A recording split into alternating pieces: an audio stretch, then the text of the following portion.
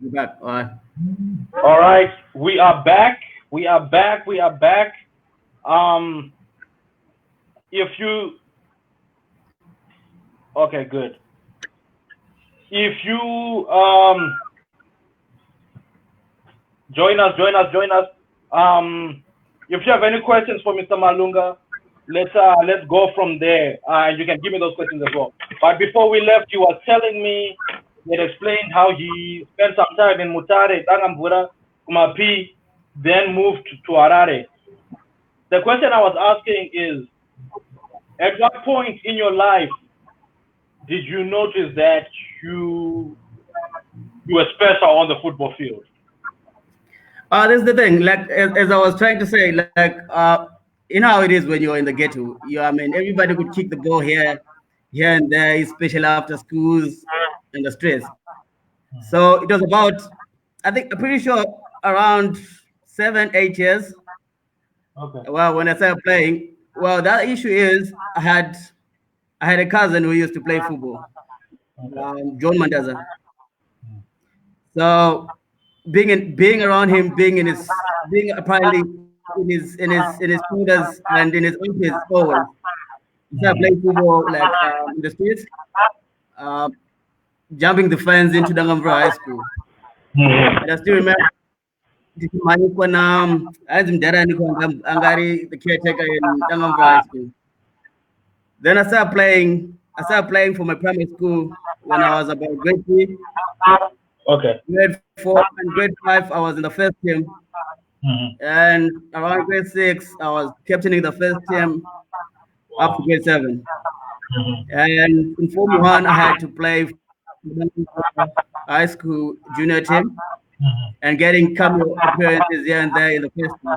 Okay. Uh, but then I was also playing the CPMZ, Nice. right, Firuka in Dangamvura. So I joined the juniors around, I think I was about grade 4 or 5, and I'm pretty sure it were under 13s, the under 13s. And the coach then was Coach Fox. I think Fox. Charles was there. Yeah. Yeah. Fox. Yeah. Yeah.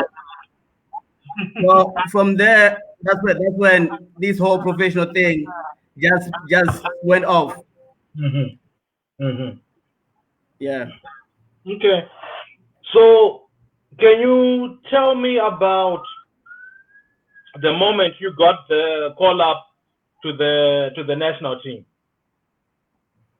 Oh, so this is the thing. I think it all started when I was representing like the province, Manicaland province. But then I was captaining the team, and we were playing this academy from Norway, Academy Soccer Academy. And from there, that's when I got picked, and I got a scholarship to Harare, right? And then from there, I was then enrolled in the academy, like from around 14 years thereabout.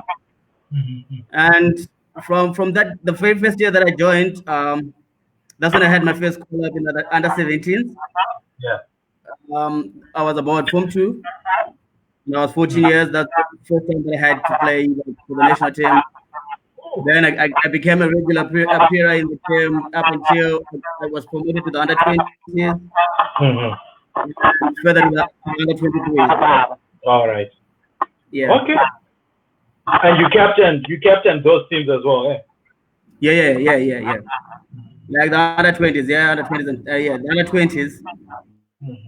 Okay. Yeah. So, and I should have started with this. What position did you play? Well, I started off as an attacking midfielder. Mhm. Then when I joined the academy, I was then put on a defensive midfielder, central midfielder. That's pretty much which the position that I played much of my career. Though I also used to play as a right back, so it was more or less utility player from right back to midfield as well. Okay. Okay. Okay. Okay. Wow. So Pretty Yeah. much just about every position, really, short of goalkeeper and full out striker. Yeah. That's real talk, man. Okay, so who are no? Before I get to that, let me ask this: what is the proudest moment of your playing career? Well, I mean, to be quite honest, there are a couple of them, man. It has been a really interesting career. I mean, from Mm-hmm. from the individual level to the team level, it has been really amazing. But I would Mm-hmm. say, like for me, one thing that really stands out is just joining the academy for me was one thing that really stood out. Mm-hmm. And the reason maybe is because by then I lost my parents, and I was actually staying by myself um, at my place. Like when I was grade six, grade seven, and Form Wow. One, I was staying by myself. So when I got the scholarship to move to Harare and get to have a family close by, get it really stood out for me. And I must say it's one of those that really stands out. Mm-hmm. Mm-hmm. Mm-hmm. Mm-hmm. Wow.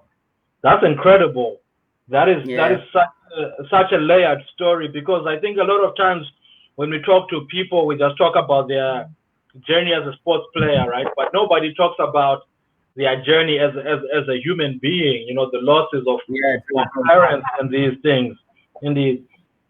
So going back to being coach to national team under 17, can you take us to the emotions of that moment? Do you remember where you were or how you were picked and these things?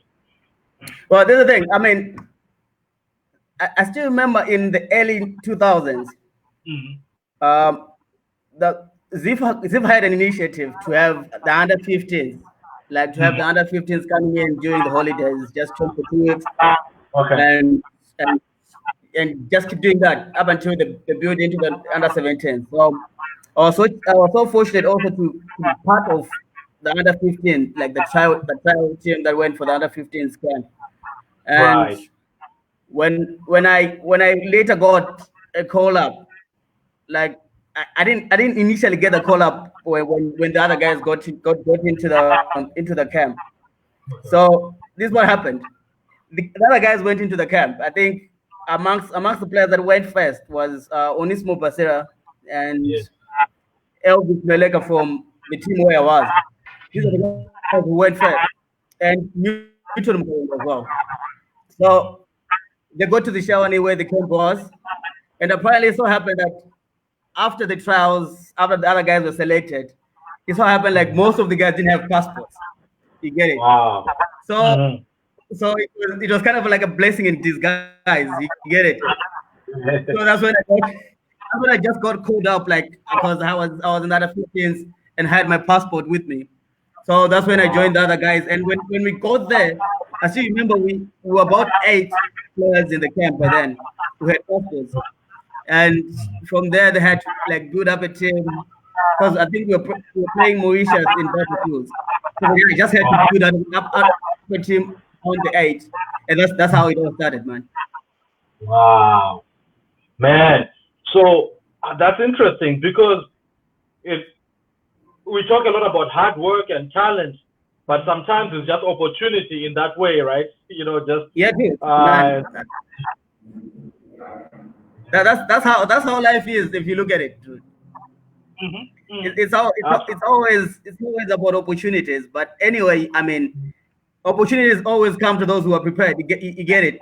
You always have to be like prepared to take the opportunity and when it comes, and also to be able to actually identify this is an opportunity. I mean, Yes.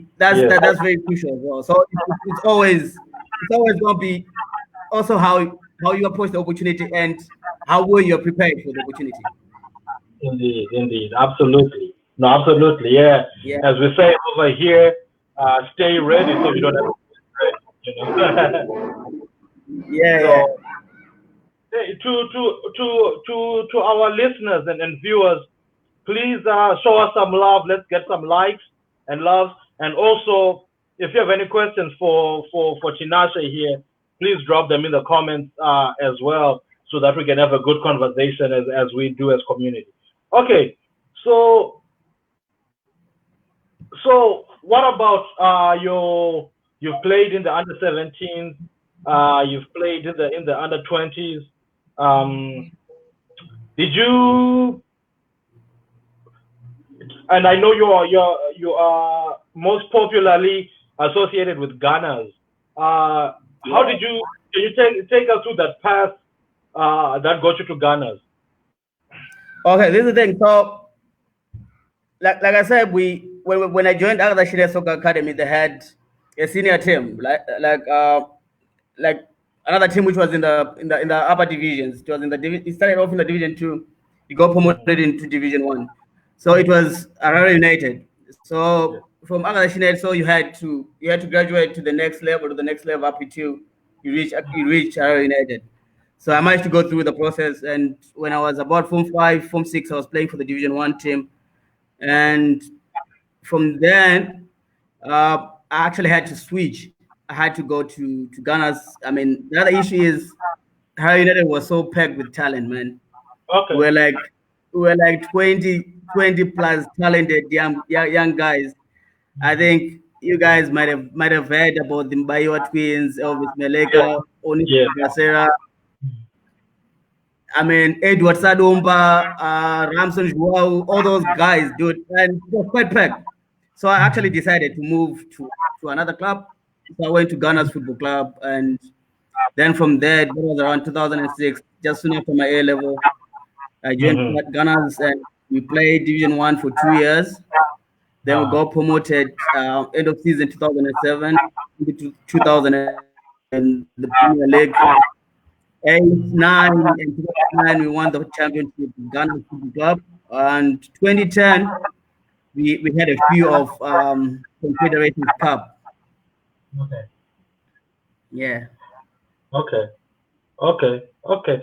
So tell me about that cup. Tell me about that run. Yeah. Um, Yeah. that is when we talk about legendary status, these are some of the things we're talking about. Uh, tell us about was this in the national sports or what? So this is the thing. I mean, so after we won the championship, Hmm. we went to represent them in the Champions League. The Champions. It's more like the UEFA, the Cup Yeah. Confederations. Hmm. Hmm. So so I think we started off from the knockout stages, and not necessarily the knockout stages. It was like the preliminary stages. So Yeah. our first match we played a team from, was it Zanzibar. So Hmm. we won both fixtures, home and away. Then the next match is, I think it must have been El Ali, if I'm not mistaken, Okay. El Ali of Egypt. So by then El Ali, I mean up until now, El Ali, we all know El Ali is like Yeah, a that's household name. Real Madrid. Yeah. Exactly. Good. So we played El Ali, and our first leg was in Rufaro Stadium Okay. in Bari. So apparently that is one of the most outstanding matches that I've ever played, Yes. because we were actually the first team in Southern Africa to beat El Ali, and I think that record still stands. We still the first team to beat El Ali in Southern Africa. I'm pretty sure it really still stands because we won 1-0. And Wow. unfortunately, when we went to the second leg, we had our second leg in Cairo. Then we lost 2-0. So we lost 2-1 on aggregate. So that's how we Right. had to bow out in the second. Hmm. Hmm. Yeah. Wow. Woo. So these are spaces that the average man cannot even start to identify with, right? This is big, big. Um, Yeah. but let me go back a little bit before we go to the Champions League. With that season that you won, did you go Yeah. into the season as favorites, or what were your chances like going into that season?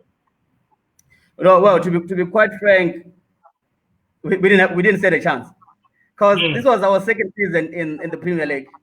But Wow. that, but the other advantage that we had is we had an avid club president. We had an awesome guy who really loved football, like Okay. Cuthbert Chitima. All So right. Yes. that really gave us an edge. So we actually had to build a team, and we had Coach Moses Chunga then. Wow. So we had one of the best coaches in terms of talent identification and dealing with young players. So Mm-hmm. from that perspective, you might say that we're able to really like have not necessarily a chance to win the championship, but just Mm-hmm. have a fight in the league. So we managed to go all the way. Like we managed to win like most away matches, which was quite pertinent. And Wow. I still remember our last match. We played Dynamo Football Club in Singapore Stadium. That was our crowning match. And we Wow. won three of its three. Uh-huh. Yeah, yeah. Ooh, man. And just to be again, we spoke to I think our first interview was with Coach Charleston, and he was telling me that they had won the I think it was the Mbada Cup against Dynamos. So and at that moment I was emphasizing Kuti Dynamos to our listeners who don't know Zimbabwean football is the biggest team in the history of the, that's Manchester United or this sort of teams for Zimbabwe. Yeah. So we have one guy who beat them in the cup final. Now we have you who got crowned against Dimbare. Which Dimbare was this? What about the standout players from this Dimbare team? Well, but then, like, they had Desmond Maringo, who is Okay. by the way my kind of like idol in terms of even in terms of football, even in terms of just his personality and life. So they had Uh, Desmond. I think they had Evans Gwekwe, but then who okay. else? They had really outstanding. They had really outstanding guys. Yeah, yeah, yeah. Yeah. Man. So tell me this. Did you and now finally I can see some of the comments coming in. We have Sean Cobbs talking about akatogowesa corner kick ari ega Sheni versus Shirowa Kamwe. Wow. Do you remember that one? Well, I mean, to be honest, during my youth days in Dangamvura was late. uh, I was quite good because this is the thing. I think you do still remember that most of the talent that we had in Dangamvura was from Matu rooms, right? hey, hey, So hey. you had most of the guys in Sheni and a little bit of guys from Dangamvura Primary, and Chowagamu was not the thing. You get it? So when I started off, to be very frank, I was really outstanding, and I still remember some of the very amazing things that I did during those days. Like uh, the politics, I was really good at those.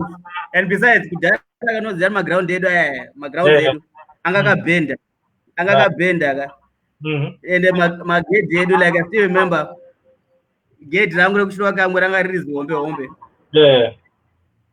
So I was quite vested with all those intricacies. So it was easy for Exactly. me to do all those things. Yeah, yeah, yeah, yeah. Hey, So what? can you give me a minute? Sure. Indeed, indeed. All right. As we wait for the man, um, I'm starting to see some of the comments now. Keep the comments coming. Um, show us some love, and let's keep this conversation going. This is a very exciting conversation. So, Yeah, I'm back. Sorry, my battery was running out. oh no, thank you so much for doing that. Uh, what year were you in? I'm trying to place you. in the trajectory. What year were you in grade 7 at Rogam? 99. 99. Oh, well, so we're in the same year. Uh, Yeah, we're in the same school. Yeah. yeah, I remember. You guys beat us 5-0 was it that year you beat us? You had this goalkeeper. Well, I mean, 99, we had a good team, and most of you guys, most of the primary schools in Dangamvura didn't have Yeah. like that thing. You get it? Because I still Mm, remember uh, when Shani was a little bit competitive. I think you guys still had Liberty at Leicester, yeah. and after Leicester left, I mean, you guys were. I mean, most of the guys in Shani were really. Yeah. Shani as a team was really that strong. Yeah. You know it was So a, so you know it, by then in I was just '99 we were ruling around the world. oh yeah, you guys. I remember you had because I played goalkeeper even though Nandiri fourth or fifth choice, but you guys had the big goalkeeper who was Yeah, both yeah, Muni. Yeah. yeah, man, and you knew things were tough for us because our star players were the likes of Sean Cobbs. Nobody knows about another team. I was not team better. But you guys, I still remember you had, was it Tar? There was talent, right? And was still growing up, was still getting in the Yeah, ranks, right? grade 4 or grade 5. You know, talent came Yeah, later. yeah, yeah. Lincoln came later. Um, Yeah. I think the star player I remember was this guy named Taurai. I don't know what happened to Taurai. You know, but all right, yeah, I remember that. All right, good. So tell me, did you having had some success under 17, under 20? Did you Yeah. play? How close did you get to the senior national team?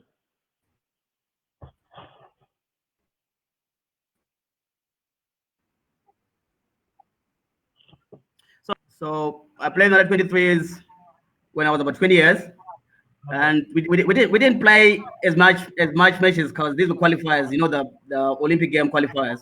I think Okay. that's the only competitive fixture that they do have for under 23s. Then um, when I was about to like I left football in 2010, end of 2010 season, Hmm. when I was about around 23 years, and I was just starting off. I Okay. was actually starting off. So actually, that's when I left football to pursue other avenues. Oh wow. So I think I didn't get the time to really be around to get to the national team, unfortunately. Okay. Can you remind me what year you said that was when you left football? End of season 2010. Okay. Wow. So you had achieved so much, and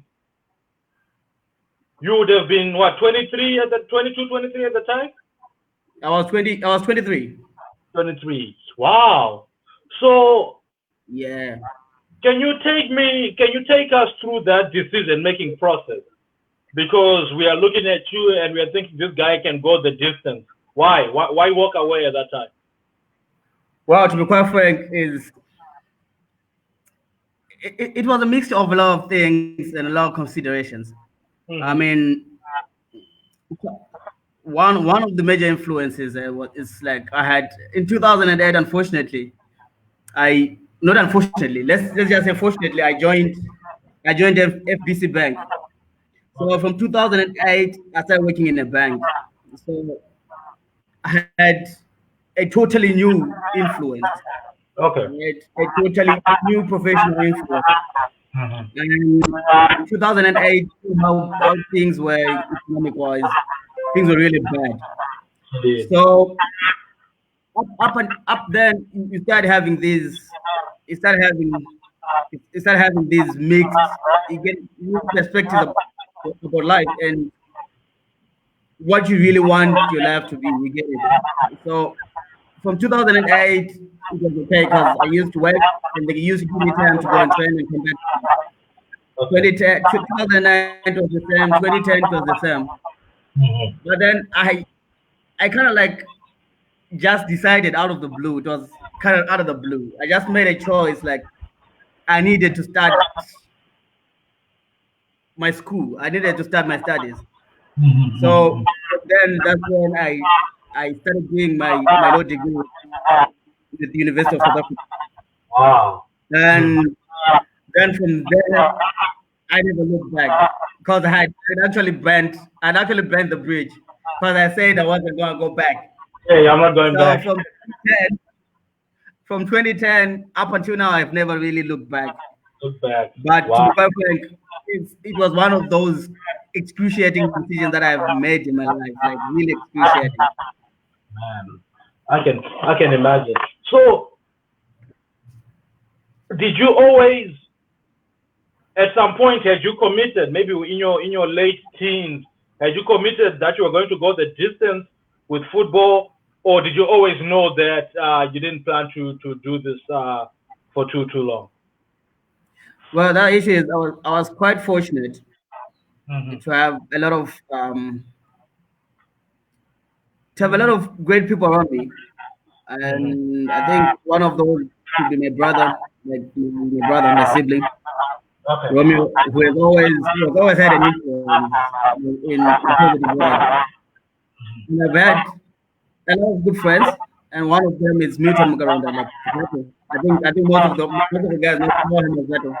Newton, So yeah. me and Milton grew up together, and he just also loved football, just made a decision and he left. Mm-hmm. He went also in the banking sector, and this was my best friend. All right. So apparently he had a little swing in my decision.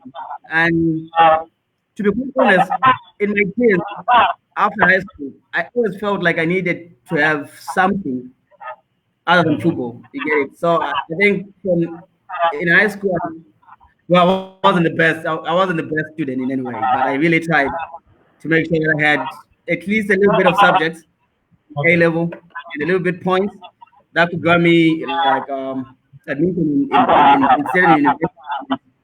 I got admission in was it psychology at MSU, but Okay. I didn't go to MSU Mm-hmm. because of my commitment with Ghana's Football Club. And thereafter, I started in 2008. I actually started my HR diploma with IPMZ. Okay. I did my ICDR, Mm-hmm. and but then I'm trying to see what else I can do, where else to play my football.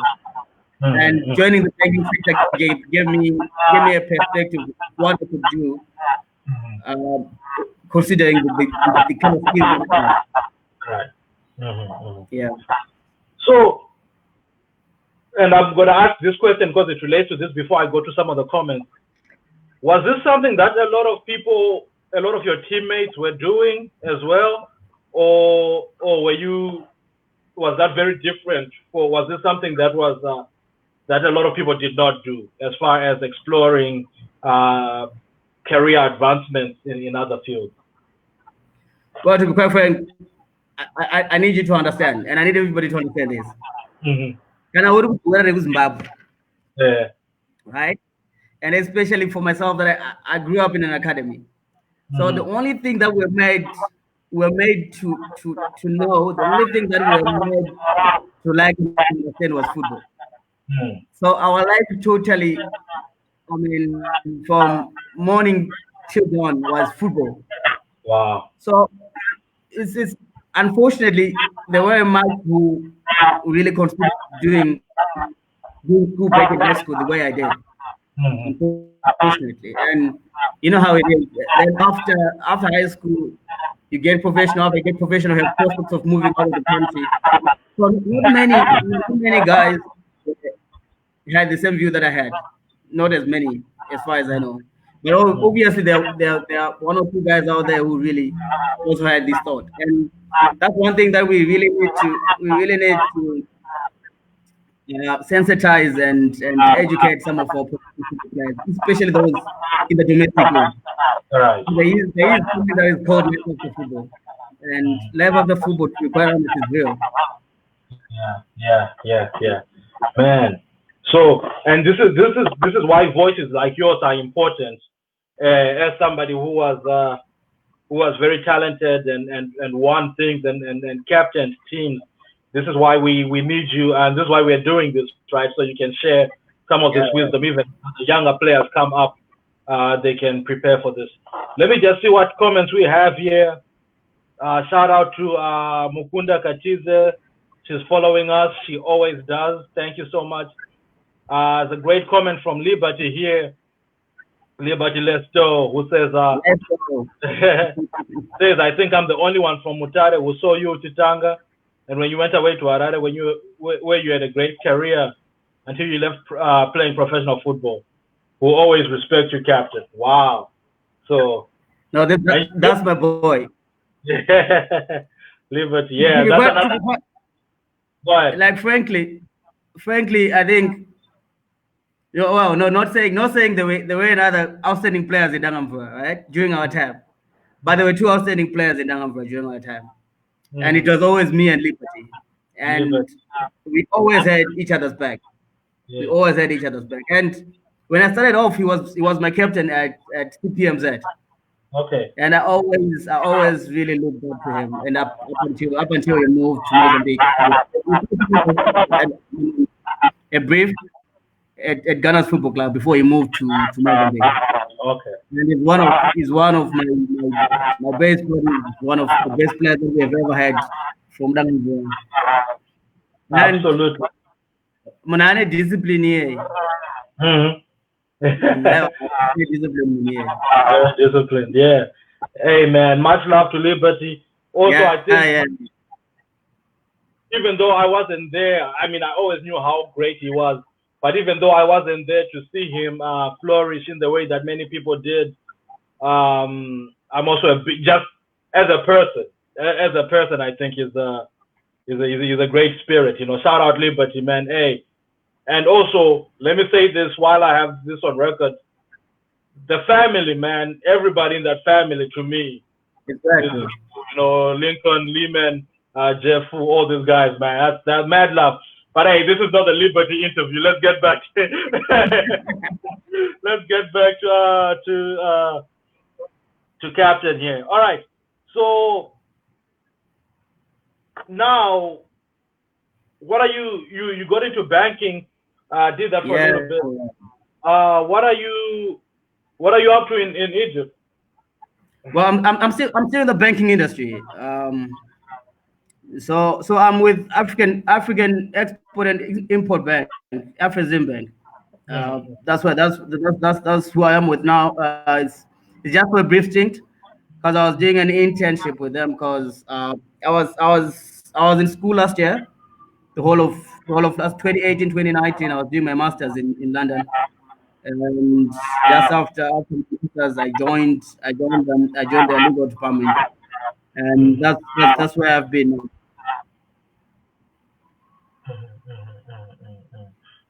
Okay, okay. So how's that? Has there been any crazy cultural shocks for you, or did you just settle in? Because there's a lot of places, London, Egypt. Yeah. It has been a little weird, um, but you know how it is. I mean, that's where the flexibility part kicks in. I mean, you just get in there, you try and adopt and assimilate and get as much as you can from the cultural exchanges that come along the way. And they've been really helpful. It has been really another experience in itself. Like it has been really amazing. Good, good, good, good. Um, so we spoke a little bit about some folks. We were just talking about Liberty. We spoke earlier about Coach Fox. Who are Yeah, you talk about your the you cousin. know Yeah. yeah. So who are some of your major influences? Maybe including those guys, but who are some of the other major influences in your first in your career, but also just in your life? Well, I talked about my siblings, my brother, my sister. Shout out, and I also talked about John, because there's a guy who really like bought me my first pair of boots, John Mandaga. Okay. And shout out Mm. to Lolo. Mhm. I think Coach Fox, like you've just mentioned, and some of the guys that I just played with. I think, to be quite frank, I had an amazing journey because I met a lot of guys who really had both positive and negative. To be quite frank, and some of those guys like Onismo Basea, we I think we stayed together for about 4 years under the same roof in the same room. So that's my brother Onismo Basea, Mm-hmm. and they were quite Afrenika. That's my brother. He played in the domestic league. Was one of the best players in the domestic league.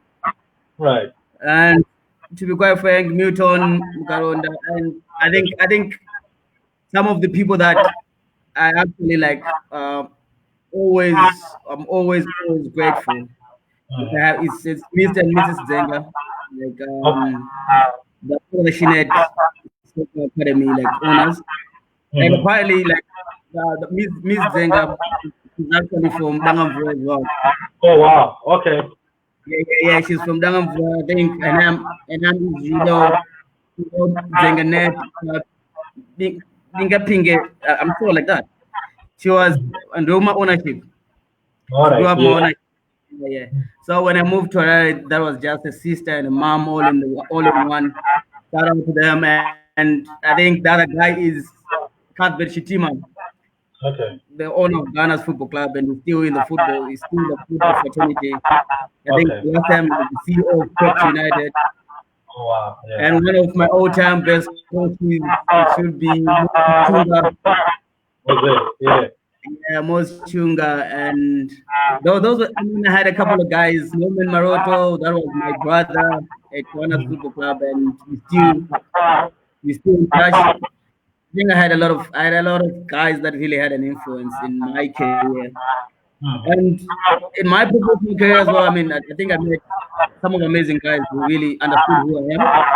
Mm-hmm. Just realize I would move up going out bank. Hey, hey, hey, I still remember ndaenda ndakadaiwo somusoro banking. hey. Ndichidhirowa mubhurugwa resuit back in the days. But I had a guy who was always there making sure that I'm in line. Mm-hmm. And he's also the guy who made me to get in the banking sector. That's Bernard Ntambara. Okay. Okay. Ntambara was always on my case up until the time I left the bank, just trying to push me to be a better person. Better. Shout out to Yeah. Bernard. I also met incredible guys. I met Peter Mtasa. Okay. He's the ZCTU president. He's also from Dangamvura. Oh wow. Ndoguma Ndoguma All right. Peter Mtasa, the Zimbabwe Congress of Trade Unions president. He was also one of the guys who always made sure I develop as a leader, I Yeah. develop as an activist, and he's always been there pushing me to see the world in another light. So I mean, I've had incredible influences, and most importantly, I had my wife. Okay. I met this chick when I was 20, and we're still together. We have 3 daughters. She has always been there. She's always been supportive. Uh-huh. And to be quite frank, all this, I mean, would not have been possible without God, bro. I mean, I've seen God in my life. I've seen His works in my life, dude. I mean, I'm just a walking miracle, bro. Amen. Amen. Amen. Amen. That's amazing. Um, and again, to our viewers here, please leave your comments in here. I see my man Brian and Brian, who's always with us, showing us love as well. Give us some questions for the captain. And also, thank you so much for sharing also about these Definitely. other figures from Dangamvura that we may not, you know. I think that's the one thing we are learning a lot from this series of interviews. Yeah, true, How much, bro, true. how much Dangamvura is out there, you know, and how influential our small community. To us, it may be small, but the more we talk about it, the more we see with Inga, you know, we are in there, you know. So Yeah. so this is a question that I like to ask a lot, and it's one of my. Well, let me leave that for now, and we'll come back to that. You give back a lot, which is how you are involved with Dangamvura United and other things. Why? Why are you? You know, Well, you're a family man. You're a young family man. Three kids. Zimbabwe has not been easy. It would be very easy for you to say, or it would be very understandable for you to say, Kurichi, I'm doing my own thing and I'm just focusing on myself. Why do you give back like you do? uh, to be quite frank, it's so much, right? It's just the little that I have, just having this feeling to share. But I think I have kind of like told you who I am and where I came Mhm. from. Yes. Dude, I lost my mom when I was about 9 years, Mhm. and I became like Manawe Mapi. Okay. Literally, I think if there are any guys from Mapi would know what I'm talking about. I Mm-hmm. literally became Manawe Marain. You get it? So it's that community that brought me up. I still remember when I started staying alone, I had guys like Innocent Bosha. I think Yamara and Bobo. Yeah, yeah, yeah, yeah. That's my brother. He was always looking out for me because I was a naughty kid. He was Yeah. always looking out for me. I had Gertrude Mandaza. That's my cousin. Mm-hmm. I think a lot of guys know Gertrude Mandaza. They're always Mm-hmm. looking out for me. So I'm this person who grew up being a child of the community. Yeah. But I guarantee Gaga from Mm-hmm. around I was about 11 years to around when I was 18. So I had three very lonely years of my life. And if it wasn't for other people who gave a hand, not only those guys that I've mentioned about, but everybody in the community always tried to help me out. You get Uh-huh. it? Always did try to help me out. And even my neighbors, they're always there helping me out. So I still remember when I was getting into Form 1, Mm-hmm. I got my first like my payment. I got uniforms, bro. I got books. I got all the school stuff. There was an organization. I think in effect, yeah, Okay. yeah, in the Dangamvura in effect. Mm-hmm. And apparently, because I actually started school a bit late. I started school like a month later Wow. because I didn't have fees, but I didn't have fees. So I was just stuck home. They came in, they gave me an opportunity to go to school. That's when, fortunately, we went to Dangamvura and I done what you call those entrance tests, and I had done demo units at Nani. All right. Then I still had my place, so they just took me in. And form one, akatopinda matanga chikolo kudhara. I Right. still remember I was in Form 1A1. I think that is how it is, Form 1A1, something like that. Right. And Right. that's how I started. If you look at my life, like then I had these benefactors coming in. Mr. and Miss Zenga took me to Harare, took me to school. Mm-hmm. Cuthbert Chitima, he came in, he took care of me. I got a scholarship last year, but one to go and study abroad, and that's pretty much my life, bro. And if you look at that, I mean, it's also befitting that as much as I can, I always try to also give back and give Right. somebody else a chance to get it. Wow. It's a phenomenal story. It is a phenomenal story. It is. I was not expecting this at all. You know, I thought I was gonna come and talk to a guy about his football exploits, but it's just like this Yeah, is. true. This is out of my personal interest. Just to be clear, when you say you were in grade 7 living alone, like there's a house and you're the one person who lives in that house. Yeah, What? yeah, dude. And it was not grade 7; it was actually grade 6. So grade Wow. six, mid 98 to 99, 2000. I was just staying by myself.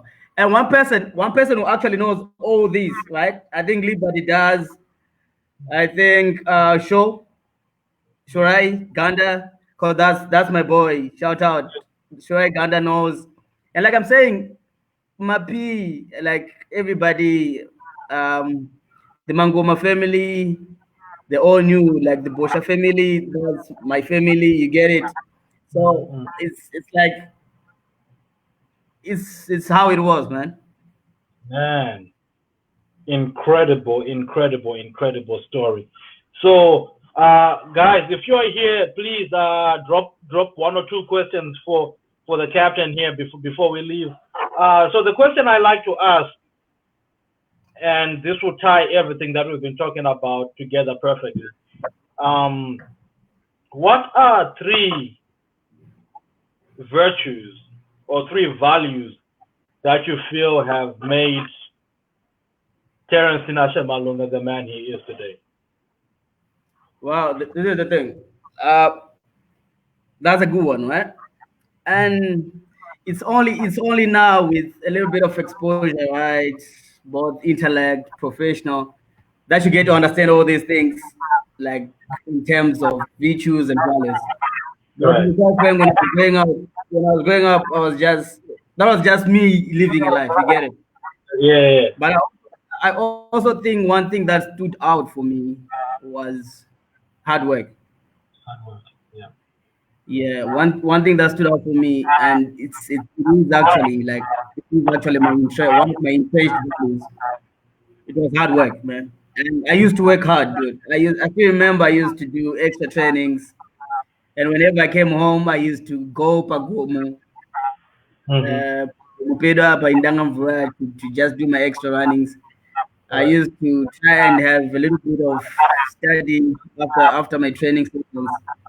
So I think hard work for me stood out.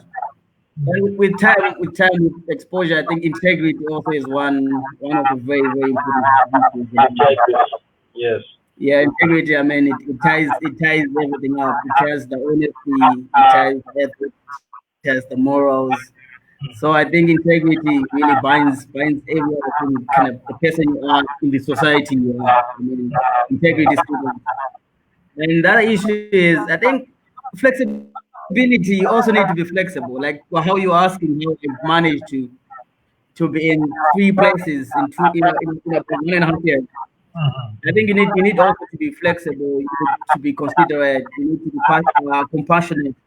Mm-hmm. Um, you need to be empathetic. All that, I think it all comes with being open to new ideas, being open to new experiences, being open, just having an open ear to listen. So I think flexibility for me, those are the three that really stands out. Wow. Man, this is incredible, and we've been receiving a lot of good uh, answers in this section. A lot of great answers here, with dedication, discipline showing up a lot, compassion and passion showing up a lot. But I am very, the two that haven't shown up at all that you brought today were integrity and flexibility, which is great to hear, because I think we live, especially in our communities, in Zim, for example, and other communities. Yeah. Integrity is falling by the wayside, right? As people are doing anything and everything for the come up. So just to hear that, you know, integrity is something that is important, even as you've gotten where you are. It's encouraging to hear. Yeah, Um, true. and with that in mind, man, I'll just give you this last word. Yeah, unless we get a comment or two in the meantime, but there are, we talk about giving back and we give back tangible things, but right now I'm asking you to give back some wisdom, some encouragement, in All right. case there's a 14-year-old who was where you are. Dare I say that there's a grade 7 or grade 6 student who is living by themselves, which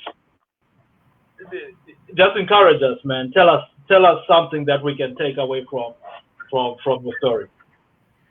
Well, that's the thing. I mean,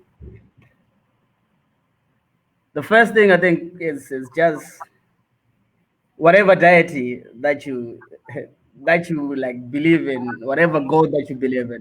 I don't want to specifically point our Christian God because I'm a Christian, right? Whatever deity, whatever belief that you have, just practice, just learn it and practice it. I mean, that is one thing that has also made me who I am and where I am. I think I have to be grateful to the Almighty for Mhm. just keeping me safe, for just keeping me focused, for just keeping me and getting me where I am.